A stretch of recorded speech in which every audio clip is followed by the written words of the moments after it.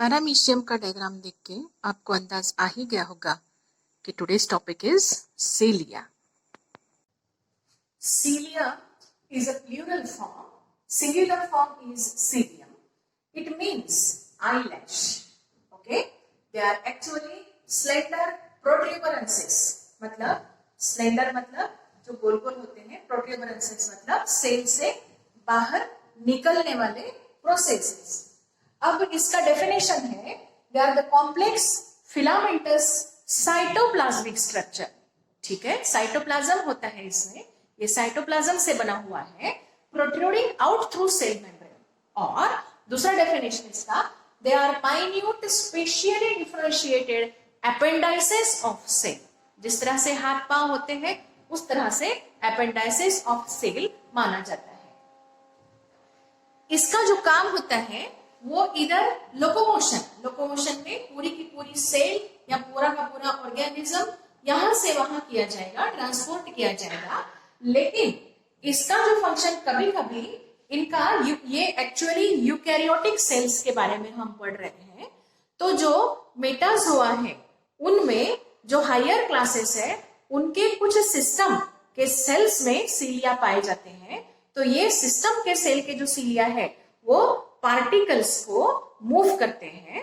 ठीक है, उसके बाद में ये फ्लैजेला के कंपैरिजन में बहुत ज्यादा शॉर्टर होते हैं, about 10 nanometre in length, and इनकी संख्या बहुत ज्यादा होती है कंपेयर टू फ्लैजेला. इसकी जो मूवमेंट होती है वो बॉडी की एक्सिस में परपेंडिकुलर होती है. जैसे बोटिंग करते समय एक स्पेशल टाइप का एक लकड़ी होती है, एक डंडा होता है, उससे पानी को प्रोपेल करते हुए आगे जिस तरह से बोट को धकेला जाता है उसी तरह का ओर्स के जैसा इसका स्ट्रक्चर होने के कारण, रो लाइक ओर्स बनाने के कारण इसका जो मूवमेंट है वो परपेंडिकुलर एक्सिस में होता है. पानी को परपेंडिकुलर दिशा में जिस तरह से धकेल के बोट चलती है उसी तरह से ये चलता है. अब अगर सीलिया पूरी बॉडी के ऊपर है तो उसको होलोट्राइक्स बोला जाता है. एग्जाम्पल है पैरामीशिया. सेकेंडली, सीलिया अगर एक पर्टिकुलर रीजन में ही है, जैसे कि इसका पेरिस्टोमियम है, पेरिस्टोमियम में लग के इसके सीलिया है, एग्जाम्पल है वोर्टिसेला. इस कंडीशन को पैराट्राइक्स बोला जाता है. एंड जो सेप्टोरियन होते हैं उनमें यंग स्टेजेस में ही सीलिया पाए जाते हैं. बाद में जैसे ये अडल्ट हो जाते हैं वैसे ही सीलिया की जगह जो सकिंग टेंटेकल्स हैं वो उठ के आते हैं, वो ले लेते हैं. Is that clear? Let's begin with the types of सीलिया. Type number 1 is primary, which is also called as a non-motile cilia. Now, it is found in the sensory organelles or mammalian cells, for example, respiratory cells and olfactory cells, okay, and they are just like antenna. Initially, the function of this was not known clearly, okay, what function it is performing. उसके बाद में ये अगर किसी cell में single है, ठीक है, तो उसका एग्जाम्पल है ऑल्फैक्टरी न्यूरॉन, या अगर मेनी है तो उसका एग्जाम्पल है रेटिना. अभी इसका जो अल्ट्रा स्ट्रक्चर है वो अगर देखेंगे तो उसमें आपको 9+0 का अरेंजमेंट मिलेगा. ये आपको जो मेरा ultra structure of cilia and flagella का वीडियो है उसमें क्लियर हो जाएगा. इसका जो फंक्शन है, it communicates the signals, okay, signals इधर फ्रॉम द एनवायरनमेंट और फ्रॉम द नेबरिंग सेल या अदर सेल से सिग्नल को आगे फॉरवर्ड करना, ये इनका इंपॉर्टेंट फंक्शन होता है. Then second type of cilia is a motile cilia. तो मोटाइल सीलिया यूकैरियोट्स में पाए जाते हैं, प्रोटिस्टा, किंगडम प्रोटिस्टा एंड बाकी सभी जो भी यूकैरियोट्स हैं उन सभी के सेल्स में या कुछ उनके सिलेक्टेड सेल्स में ये पाए जाते हैं.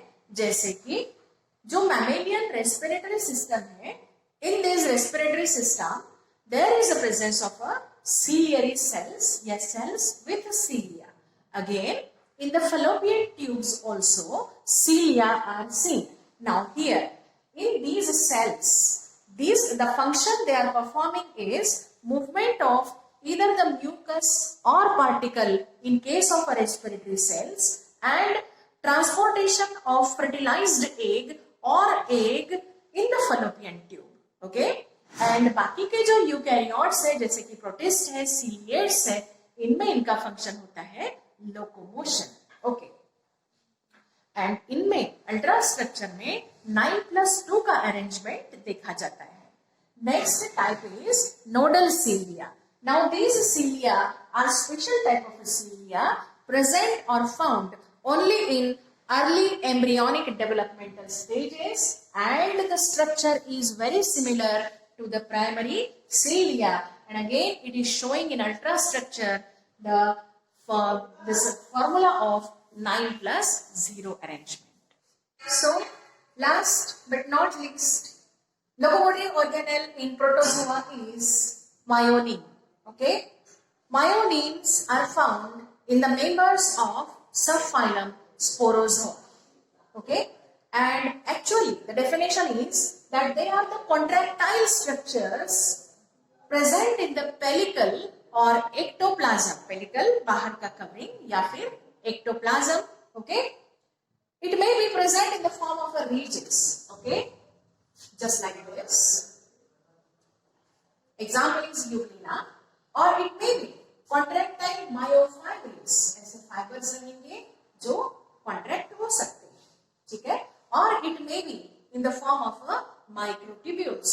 So in my video of ultrastructure about microtubule, everything is mentioned. So this is all about the locomotory organelles, pseudopodia and cilia and myoneins in protozoa. Thank you for watching this video.